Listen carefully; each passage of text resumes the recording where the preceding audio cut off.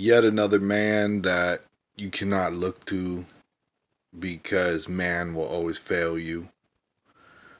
Joshua Harris. I remember I read one of his books back in the day. Anyway, he seemed really sold out.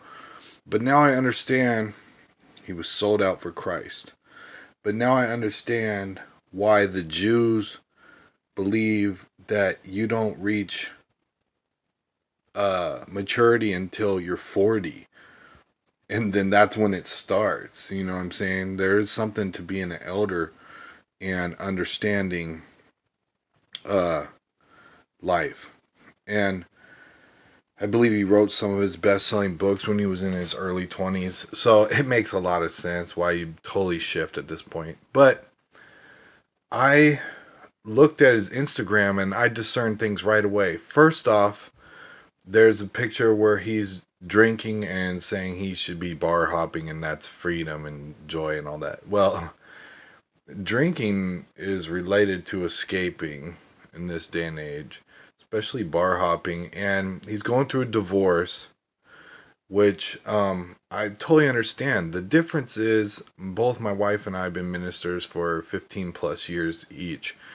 And we, this is just my story now, but we uh, overcame divorce at the last second, but we overcame it and we hold fast to that testimony because we believe it's more powerful than catering to the divorce. Like the world is full of divorce. Um, so it's still kingdom. I haven't been to church in years, but I claim to be the church and I walk around uh, preaching the gospel, sharing the gospel. And I don't care if I'm solo in the whole atmosphere vicinity because wide is the path to destruction. You know, I don't have a lot of fans or a lot of friends or nothing. I believe that's specifically because I hold fast to the truth. And I got the joy. And I don't drink. It's a clean, sober, smoke free 4 friggin' years now. I love it. There was a couple relapses in there, but I've been saved for 15 years. But and so I'm not totally judging dude, but I'm just saying from what I discern, it looks like a midlife crisis to me is going on in a way. But he shifted everything. He even has a picture that says "profit first," and it's a book, you know, and it's like profit first. It's like I thought it's Christ first. I thought it's love God. I thought it's like first and foremost love God. You know what I'm saying?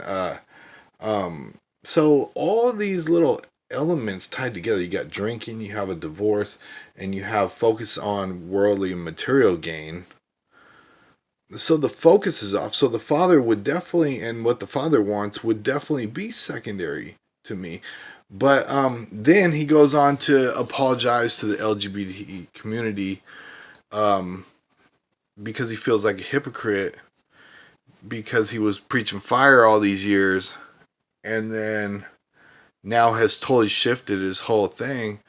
But to me, that's almost like you just caved in to the influence of this this Sodom and Gomorrah influence that's shifting America. Um, it's almost like I can't beat it, so join it. And in the meantime, I'm gonna lift my drink and I'm gonna focus on money and material. You know, I mean that's just what it looks like to me. And so he's going through all kind of. There's people just going crazy. Some people are showing mercy. Some people are rebuking. Some people are like, "Have mercy on your soul." I just think it looks midlife crisis ish though. Having just turned, I'm going on 42, and I already know in the 40s, man, it's no joke. Um, the the shift of how you feel about life, and so uh, I just have to say though that drinking is tied to immorality. Being buzzed, that's tied to immorality. Focusing on money, that's tied to sin.